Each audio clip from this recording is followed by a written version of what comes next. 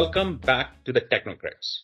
This is the second episode of our three-part series on precision medicine. In our previous episode, we delved into the development and delivery of innovative treatments in precision medicine. Today, we will be taking a deeper dive into this groundbreaking field with a specific focus on strategies for advancing precision medicine, its adoption and accessibility. To guide us through discussions on accessibility, scalability, clinical research, and adoption strategies for precision medicine, we are once again joined by our esteemed guest, Barri, the CEO of Innovera. With her extensive expertise spanning in the healthcare and life sciences spectrum, including areas like commercialization, medical affairs, and healthcare policy research, Barri is a true luminary in the field of precision medicine. So Barri, in our last episode, you talked about competitive advantage, how you build the ecosystem, which actually also goes hand in hand how you position your company, right? How you position your product. You talked about targeting and things. Can you elaborate a little bit on the positioning side, how the company should position or how they should actually go about targeting the customers? Well, I can actually say that kind of goes back to marketing 101 stuff, which is who are going to be the users, who are going to be the influencers, who's going to pay for it. You've got to understand that basic, ecosystem as well.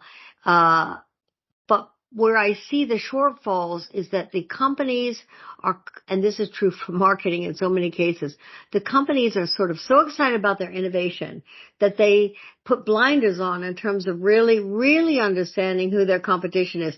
And they'll only look at competitors who are in a very narrow, direct space. I will give you an example. A company that is in diabetes and weight management, such as Novo Nordisk, Eli Lilly, etc. What's happened is IQVIA has defined this segment as GLP-1 agonists or inhibitors or whatever. They've said it's the GLP-1 market or the GLP market. And so everybody's looking at who acts on GLP. That's it. That's the market. Well, that's not true. Look at Jardiance. Look at other drugs that are coming or platforms that are coming. Look at AI. Look at self-monitoring. There's a host of other competitive forces that will be very dynamic in the global marketplace that you may have no clue is happening. And you need to look for not the predictable competitors, but the potential disruptors. And those may be technological disruptors. They may be mainstream competitors, but you have to do it. I know all of you, some of you rather, who are academics or remember our master's degrees from Columbia, we were taught the 5 forces, Porter's 5 forces analysis. Well, in pharma, and with life sciences, we have to consider 7. And the 2 that we have to consider in particular is pricing or access. Who's going to pay for these really expensive drugs and these new drugs? Who's going to pay for it? And there is that global trend. Most of the countries that you want to participate in outside of U.S. are going to have national health care. You need to understand that system.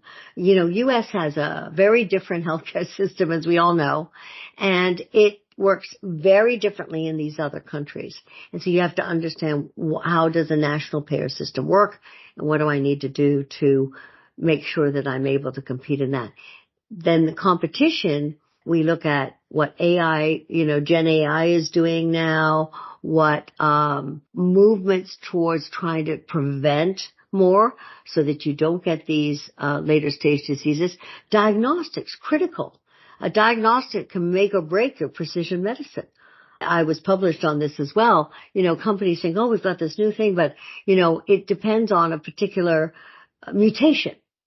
Well, when you start to go into other countries, are there going to be other mutations that could be confounders? Are there already competitors in that space that you're not even aware of? because they're starting there. China is a good example. So you have to really do your competitive landscape. And you'll learn that the players internationally may not be the players in the U.S. Another area I think that's missed globally, and it speaks to kind of your point that you were making, is who are the medical thought leaders? And how do we get them working together and not competing? Because unlike Big Pharma, in precision medicine, there is a lot of institutional jealousy. They want to capture the value. If they're going to develop precision medicine capabilities, or therapy capabilities, they want to be the referral institution that gets these patients with rare diseases, serious diseases, and they don't want to share that capability. So the medical thought leaders themselves, they don't play nice in the sandbox when it comes to precision medicine. So that actually brings the other question, like you said, there are actually competition and there are actually the thought that don't do it alone. And that brings to the question is that how these research institutes, the governments, how they can actually work together to maximize on making this precision medicines work globally. We've seen in the last 2 decades a lot of progress being made by major countries harmonizing regulatory processes. However, they haven't quite caught up with precision medicines. And many countries are what I call a watch and follow country. So we've got Saudi Arabia as a perfect example. They've got as many people with rare diseases in Saudi Arabia as you have in all of America. And so if you're in the rare disease market, you want to be in Saudi Arabia. So you need to understand how does the Saudi FDA review and choose these medicines.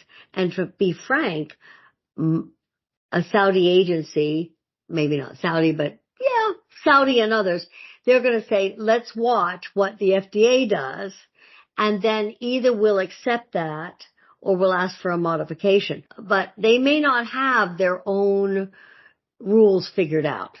And so we do find this watchful waiting occurring and then watch and follow kind of strategy. However, we are also seeing, and this has been done for many, many years, countries like Japan, Taiwan and Korea, they will require local registration trials. In other words, to say, if all of your research was done in the U.S. and France and Germany, you have to do at least one small proof of efficacy and safety in our population in order to get registration. You need to know that. And so if you can build them into your registration trials and make sure that those local FDAs or ministries of health, regulatory agencies will accept that global protocol and that their patients in that global protocol will satisfy the needs of local registration studies to be done, then that's a win. However, you have to remember that it also makes things more complicated, more expensive.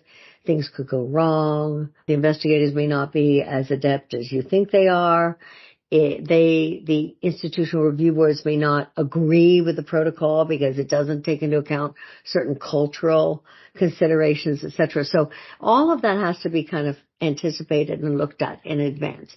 So right now, I'd say with precision medicines, we don't have the degree of alignment that we have for more typical chronic therapies.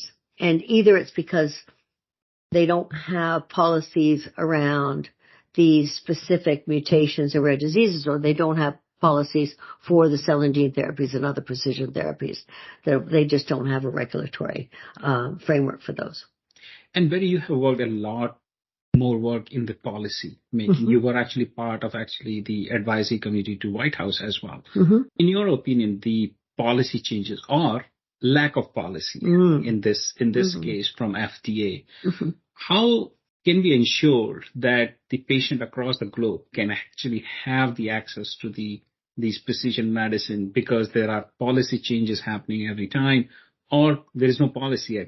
You actually highlighted in certain countries, or maybe I do not know all the things have been covered by FDA also. I think in precision medicine, they are also doing a lot of catch up to do. That's right. There's a lot of catch up to do. So I have an algorithm I use called MAGIC. And when I do policy informing research in collaboration with Johns Hopkins or other leading schools of medicine, schools of public health, I always start with MAGIC. Where's the magic? How are we going to make this happen? One thing that people have to understand about policy, unlike research, clinical research, policy may not have the benefit of knowing how this drug is really going to work in its population before it makes policy. And let me give you a perfect example we've all lived through is COVID and COVID vaccinations. Mm-hmm. And, they had to make hard decisions around, do we approve these vaccines or not really knowing what the long-term consequences are, not really knowing how different populations are going to respond to the vaccine and the immunoprotective effects of these vaccines, how long will they last, etc. So policy making is often based on uninformed decision makers because we either lack the data we need to have or we're not doing a good enough job considering the different experiences and viewpoints. So MAGIC means who are the constituents you need to get around the table and you need to reach consensus around what should the policies be going forward and decisions made. And typically when we see failures in policy, it's because that didn't happen. You didn't have all the stakeholders at the table that you needed to have. So who should be the stakeholders? The first, of course, is going to be medical and scientific because you're talking about a new medicine. You're talking about a new science and you need to make sure they're there to explain the science and the need for it. The second will be A. So that's M for MAGIC. A is your academia. You need, whether that's, you can't have precision medicines without academic leaders and research centers and these are the guys who are going to educate and put into place, CME programs and teach, give credits to people to learn how to use these medicines. So you've got to consider your academia and talent development needs. The third is the G, and that's where we get into government. And of course, they're right in the center here, but the government can include your regulatory agencies, your valuations, your NICEs or other pricing authorities who would have to make a decision around reimbursement, and if it's a national healthcare system, of course, other payers. And then, so there's a whole bunch of people in government that may need to get involved. Even with precision medicine, the need for cybersecurity authorities to get involved because of patient privacy data, but the need to really be able to dig deeply into those data. And some countries are very sensitive about anything that's related to genetics or mutations being shared, or again, patient privacy that a family has a particular rare disease.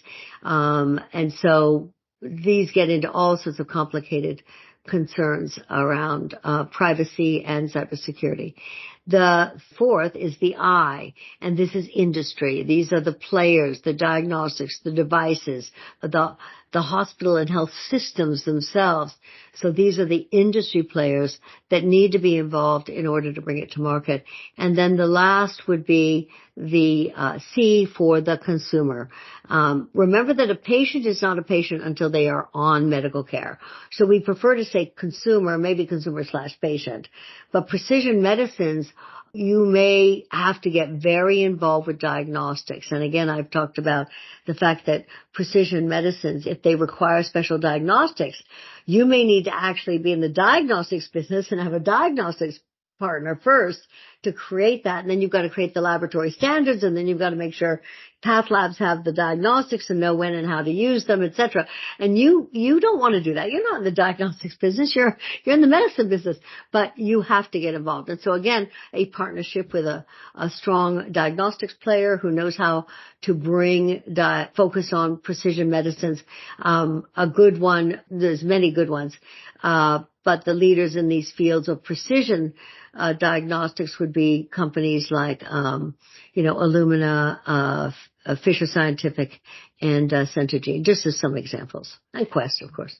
Thank you, Barry. In the second part of our podcast series on precision medicine, we have gathered valuable insights from Barry. She has discussed strategies for advancing precision medicine, its adoption, and accessibility. Barry's expertise has shed light on the strategies needed to bridge gaps in the accessibility and promote equitable healthcare solutions. Her insights have paved the way for making precision medicine accessible to all, emphasizing patient-centered approaches, strong infrastructure, and global collaboration. Stay tuned for the final episode of this trio series, where we will delve into the essential aspects of risk and pricing strategies in precision medicine. The journey continues as we explore the delicate balance between safety, affordability, and innovation in this transformative field. Until then, take care and be sure to follow the Technocrats.